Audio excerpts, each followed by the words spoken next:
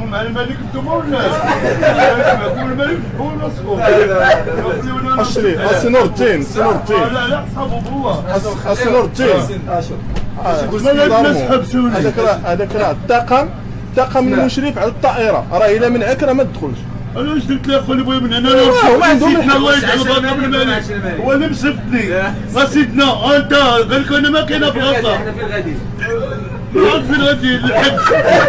هذا الشيء يا اخو خلينا ندخلوا